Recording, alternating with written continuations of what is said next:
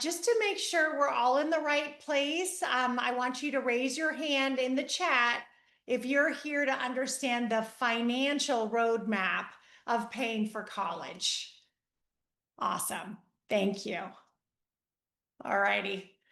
Well, my name's Monica Felton, and since 2009, I've been a certified financial planner, uh, coaching families on their best financial plan to pay for college and also keep your retirement intact. I learned very early on in my financial planning career that traditional financial planning does very little to help families with the extraordinary cost of college. So I became a college planning expert, a college financial planning expert. Now, for many of you, this information tonight is going to feel like a sledgehammer. It's a lot. There's going to be a lot of information and you're going to have some emotions. And I just want you to know it's totally normal. College today is so wildly different than what any of us experienced previously. I typically help two types of families. The first type of family is someone who wants confirmation. They just want to know they're on the right track. Every family wants their best financial plan. But the second is I want to encourage families and give you confidence that you can do this. I have helped hundreds of families through this process, and this is what I absolutely know. You can make well-informed, good decisions about college savings, college selection, and paying for college, but it does require a plan. So my plan tonight is to inspire you to take action now for this very exciting time coming up in your future called college. So let's go ahead and get started. Okay, so as we talked about, this is really your financial how to pay for college. And what we're going to talk about is what does college cost? And what is financial aid? How do you get it? There's so much misinformation about the costs of college, financial aid, etc. So I want you leaving here tonight with the facts. What are you expected to pay for college? There is a formula that the government uses to determine what you're expected to pay. And I can tell you that everyone on this phone call is going to pay a little something different. So common mistakes that families make that will definitely cost you money. And lastly, steps to success. So college all gets started with something called the cost of attendance. This is the sticker price of school. It includes tuition, books, room and board. It's really everything except the pizza and beer.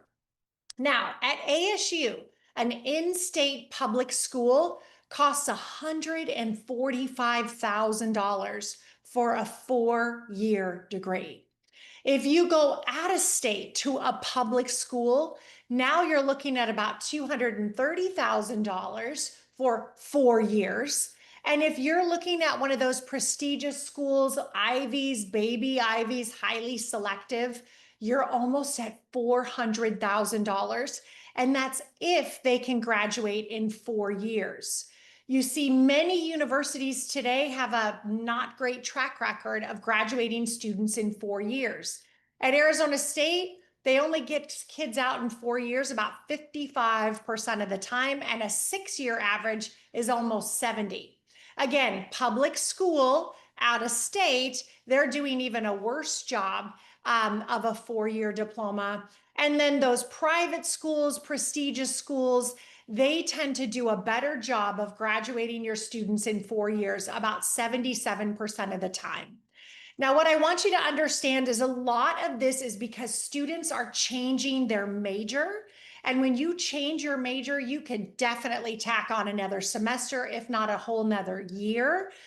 So I know we ask a lot of our kids, certainly the junior, senior year, but really having a good understanding of what they want to do when they grow up, and then what degree will support that livelihood earlier in their high school career is very, very important for this reason here. All right, let's talk about financial aid, what it is and what it's not. So the first is merit awards. Merit is based on your students' academics. And then there's need-based financial aid, and that's based on mom and dad's economics. Now, merit awards, I want everyone to hear me loud and clear. If you choose the right school, there is usually quite a bit of merit money, except for highly selective schools or the schools that everybody wants to go to. They don't have a lot of merit money. So it's important. School selection is so important for so many reasons, but one of which is for merit awards. So if you're looking at highly selective Ivies, baby Ivies, there is no merit money available. It's based 100% on your need, and that's based on mom and dad's economics. Now, if you want to have a better understanding of merit awards, not all universities participate on this website, but meritaidgrids.com is an excellent resource to understand what type of merit awards are available at your student's school of choice. So you can head over and check out how generous your student's school of choice is going to be. Now, the rest of this presentation is going to be on need-based financial aid, and that's based on mom and dad's economics. So there's 3 places where you can get need-based aid, and that's your federal government, the state government, and then, of course, the college that your student ultimately goes to. Now, the gateway for all financial aid starts with the FAFSA, the Free Application for Federal Student Aid. This is what we call the federal methodology. There is no cost to complete it, hence free. Millions of these are filed annually, and you can fill this out your student's senior year, October 1st. You cannot fill it out any earlier. Your student's senior year is when this opens up to you. And interestingly enough, they're going to use your financial information from 2 years prior. We call this prior, and I'll explain that more. And now, after you submit your information on the FAFSA will go to the IRS website and pull the data down just to verify that what you've put on your FAFSA is correct. So here's the prior.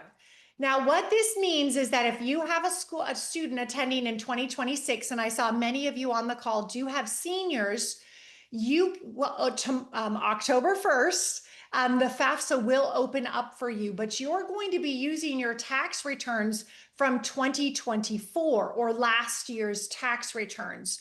So the prior is 2 years of financial information prior to your student going to college. And again, this is that IRS retrieval tool to verify that your information is correct.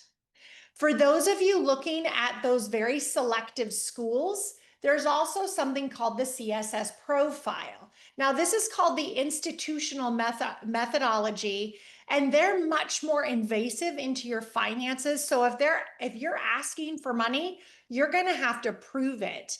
The CSS Profile also uses resource like home equity as a resource to pay for college. So there are some differences in the formulas. This also opens up October 1st, but there is a fee for the CSS Profile and again, depending on your economics, it could be waived. But the cost is $25 for your first submission and then $16 for every school thereafter. So why do we fill out the FAFSA in the first place? Well, as I said, it's the gateway because we're looking for a term called Student Aid Index. Student Aid Index is the amount of money the government says you can afford to pay per year per child. And this formula is based on several factors: mom and dad's assets, mom and dad's income, students' assets and income, and the age of your parents.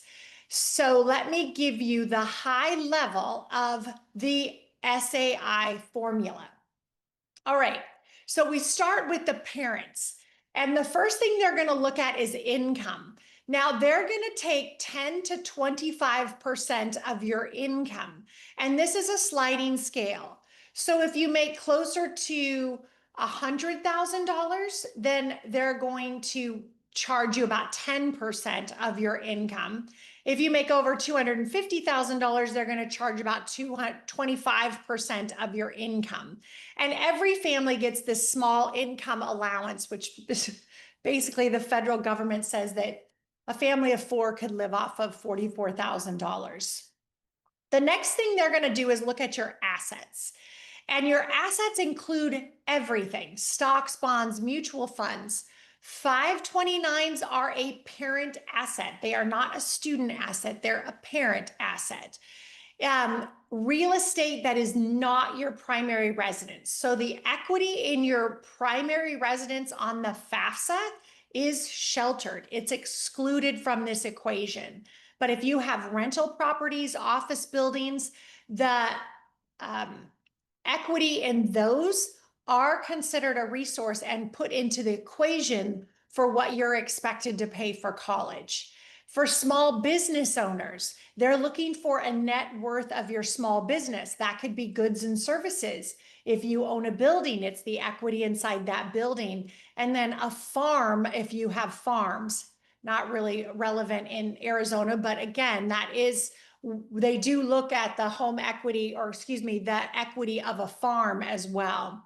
Now, assets that are excluded from this equation, again, primary residence equity, retirement accounts like 401ks, IRAs, pensions, cash value life insurance, and annuities. Those assets are all excluded from the FAFSA equation. Now we're going to look at the student's contribution. So if your student makes over $11,500, this will come into play. So if they're working at Starbucks or the yogurt shop or something like that, wonderful. We love our kids to have some work experience.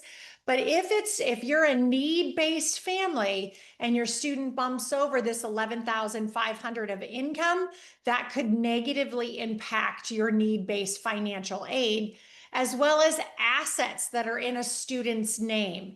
These tend to be custodial accounts like a UTMA or a UGMA. These might be assets that grandparents set up, or maybe you set something up for a tax shelter, but those are considered student assets and they're weighted more heavily than a parent asset. So remember, a 529 sits on the parent side of the house, not on the student side. If we just do a quick example, if I make $100,000 and I have $50,000 of visible assets, I just put here mutual funds or 529s, and I have no student contribution whatsoever, my student aid index is going to be $20,000. That's how much they're going to expect me to pay for one child per year. Deep breath. This is where those emotions might start coming in, because that is a crazy figure. Now, I also want to let families know that debt is not a factor when determining your aid eligibility. So that's why working with someone like me early in the process can be very helpful, because this is the process you're going to go through. So you're going to fill out the FAFSA, your student's senior year, October 1st or later, and you're going to get back something called a student aid report. On that report will be that SAI number, that student aid index, or what you're expected to pay. And once you pick yourself up off the floor, because that number is so high, you're going to say, what? How on earth could I ever be expected to pay that?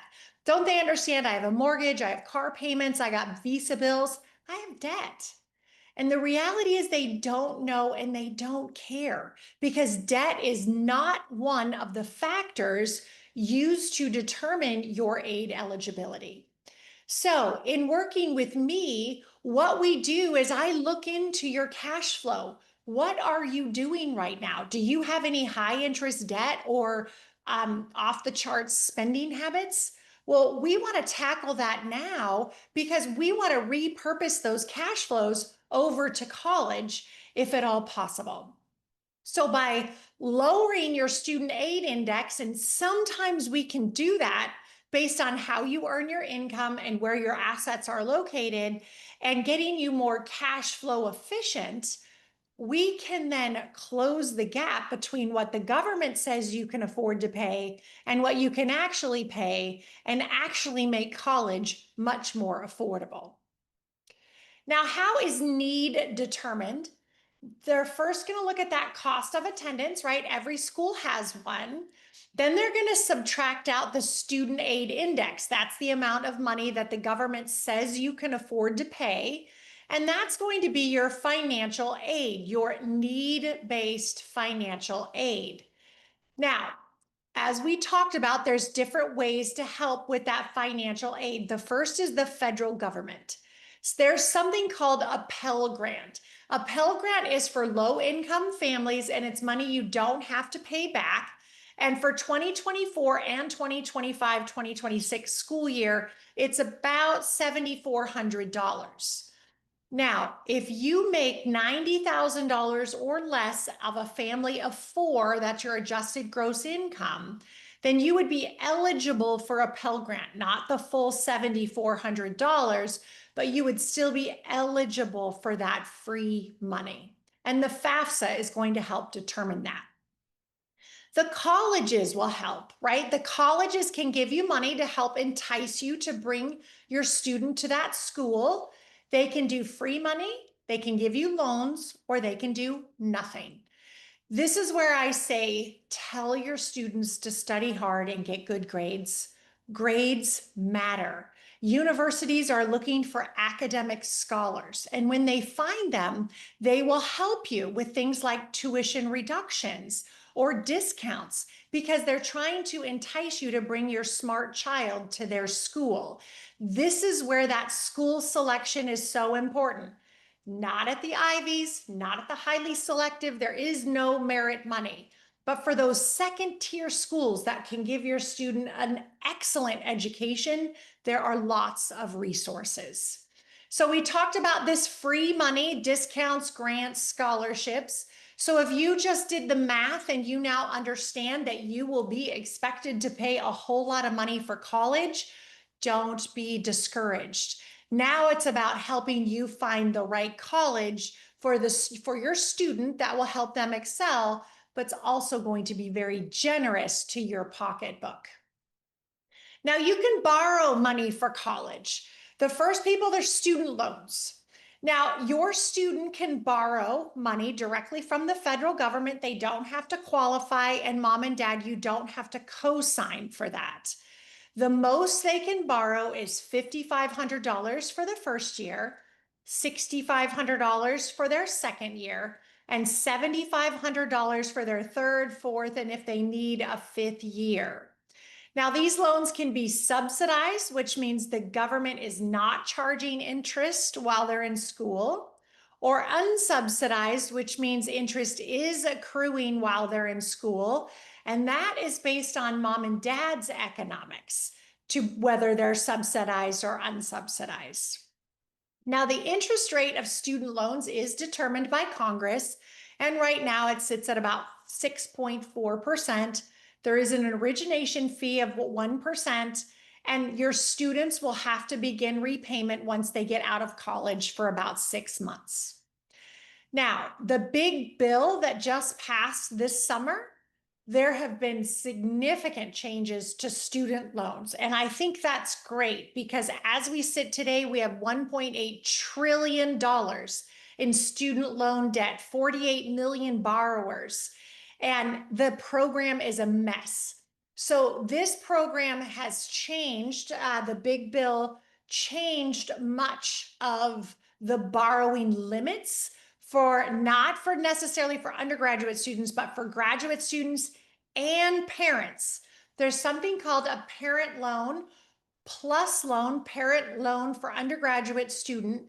And beginning July of 2026, the most a parent can borrow per child is $65,000 at $20,000 per year. Now, it used to be that you could borrow right up to the cost of attendance, which is in some instances crazy. So that has all been limited.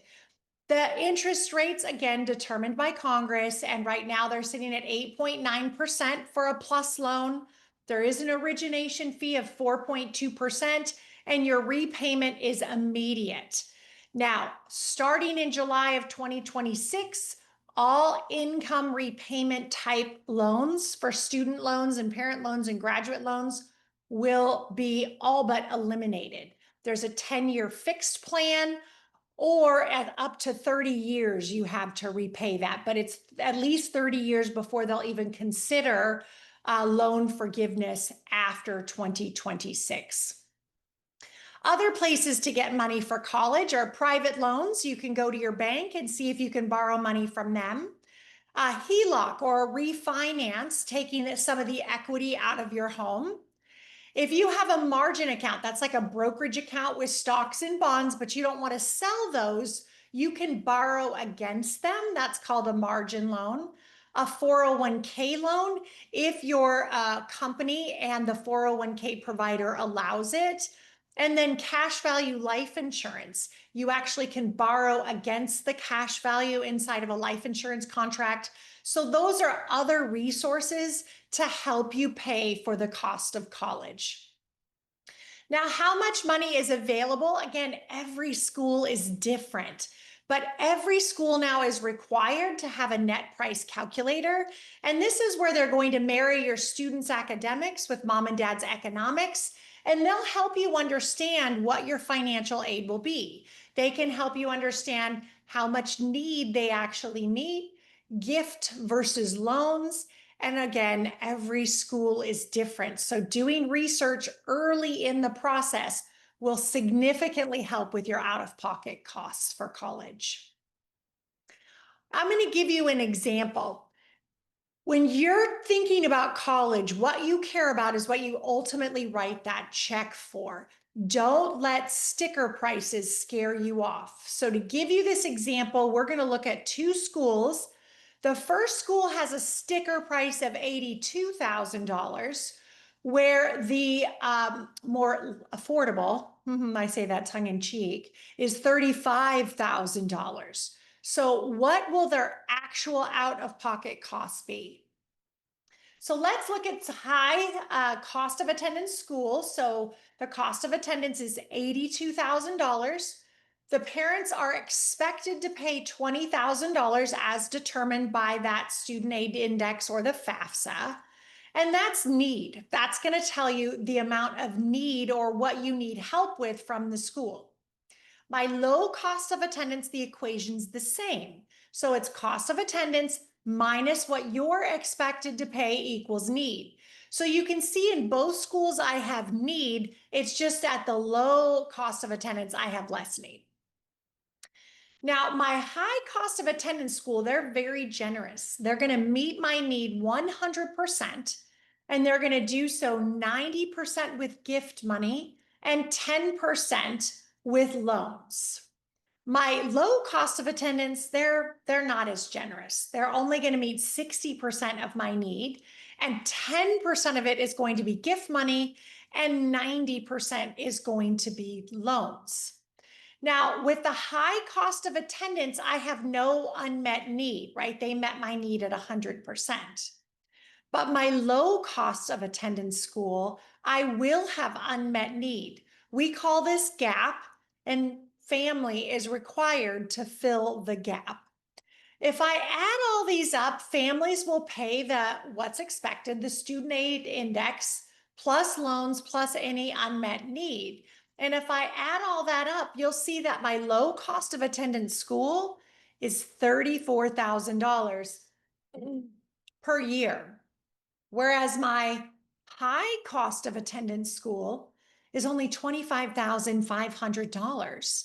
Now, I might also say that my high cost of attendance school can get my student out in 4 years, where it's going to take 5 years to get out of this school. But that's an $85,000 swing for a cost of a diploma. Understand the financial generosity of the schools that your students are interested in. It can make an enormous difference. So here's the top mistakes I see families making after almost 16 years. You don't fill out the FAFSA. Families will say, I make too much money. I don't want my information out there. And I have seen families who think they make too much money and they don't, and those that think they don't make enough money and they make too much money, right? So filling out the FAFSA is going to help you really determine if you're eligible for aid. I've alluded to this many times, picking the wrong schools. We have over 3,000 four-year universities in this country, and there's a lot of them that have big endowments. And if your student is in the top 20 percentile of those schools that they're interested in, there will be merit awards. It's just there's no merit awards in highly selective, very popular Ivy type schools. Assuming all financial aid is the same, there's a huge difference between a gift, a grant, a tuition reduction, and a loan, right? A loan has to be paid back, whereas that type of financial aid does not. Not understanding the formulas. The formulas that go into the FAFSA are very important. And one of them is they have eliminated the sibling discount. It used to be that when you had two kids in college at the same time, that you would get a significant discount, almost 50% off your second child. That has been eliminated. So if your student aid index is $20,000 and you have two kids in college at the same time, they will expect you to pay $40,000 or $20,000 per student. So understanding this before you start making commitments to college is really, really important. Lastly, not getting expert advice. For most middle-class families, the cost of college will be their second largest expense as a family outside of their home. But in your home, you get to finance that for 30 years. College, you do not. So get professional advice. Seek a college financial planning expert. If you had a toothache, you would go to the dentist. If you are being sued, you would go to a lawyer.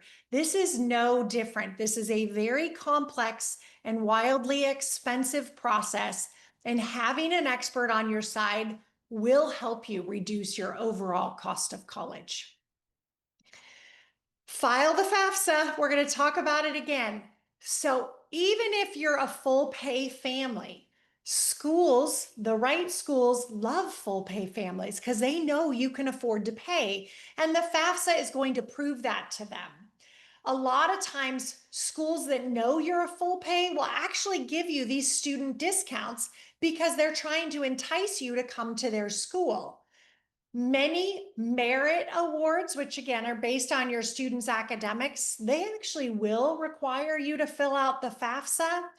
And actually right now we have about 15 states that are requiring families to fill out the FAFSA. So if you want to go to school in that state, you actually have to fill out the FAFSA. So again, understanding your student's school of choice and the FAFSA rules are going to help you. But the FAFSA is the gateway or that open door to a lot of free money. Now, I am a parent. My daughters were great heart girls. I have one who we just had our first grandbaby on Sunday. So we're so thrilled for her. And my second daughter, who's a mechanical engineer at Cal Poly. So I can tell you Great Hearts is an amazing program and will do wonders for your children. But I know what you want because I'm one of you. We want our kids to be happy and successful. We want them to go to a college that they'll excel at, that will help prepare them for the jobs that they ultimately want to go into. We want as much financial aid as we could possibly get. Free money is a really good thing. And we want to keep our promises. I'm sure many of you have told your students, whatever you get into, whatever college, I want to help you with that. Not knowing that we have our first college, Wellesley College, that is now $100,000 a year. $400,000 for a 4-year diploma from Wellesley. But Stanford, USC, University of Chicago, those are all $95,000 a year schools. It's shocking how expensive college is.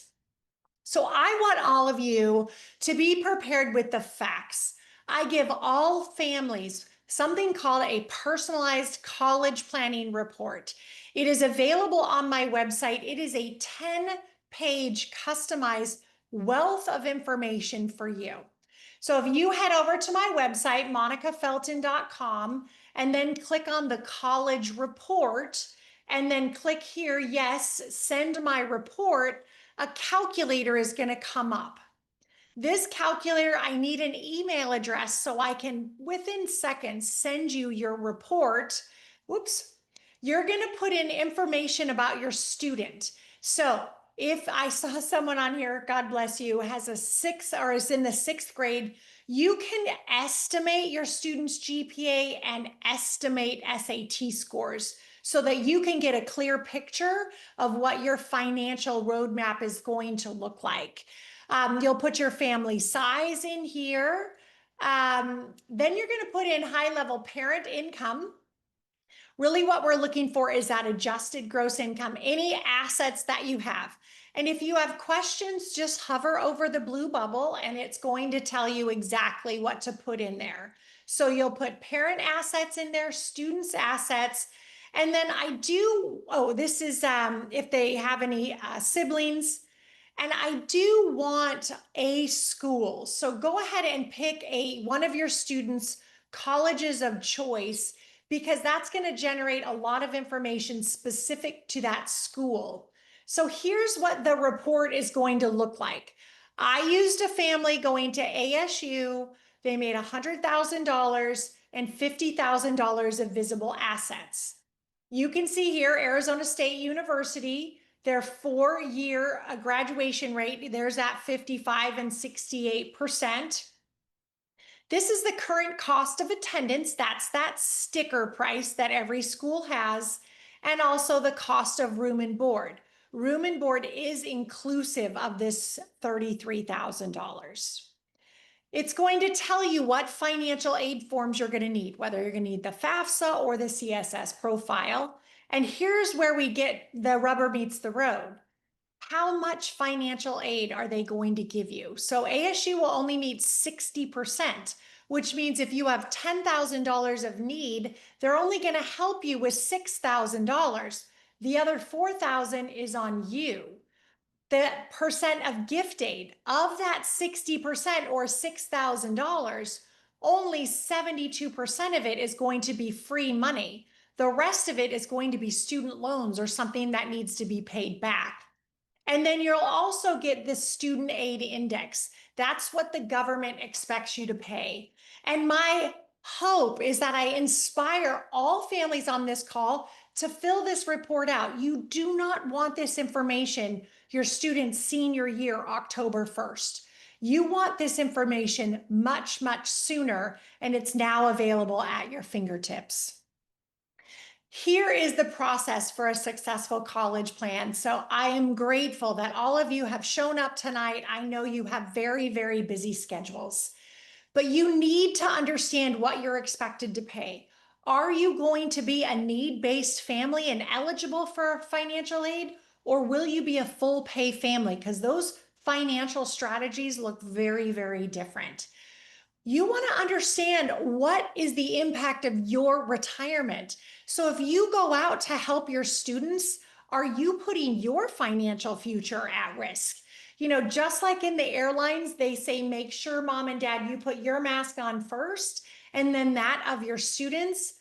College planning is exactly the same.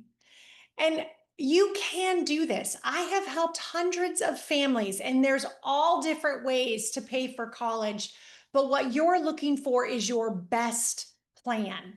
And I provide all Great Hearts family a complimentary 1-hour Zoom strategy meeting where we're going to talk about your specific financial situation and look at what are the best ways for your families to pay. So if you take a photo of this QR code, that will lead you directly into my calendar. And I hope to have the opportunity to speak with each one of you tonight. That meeting is very important and you will walk away with so much information. So please, please reach out to me. I'd love the opportunity to understand your story and inspire you to make the best decisions you can. I hear this all the time. You know, Monica, I have a senior. Is that too late to start planning? Or I have a sixth grader. Is that too early? And what I say to all my families is exactly the same. The best time for you to start college planning was in the womb, and the next best time is today. So if I can help you, I would welcome that opportunity.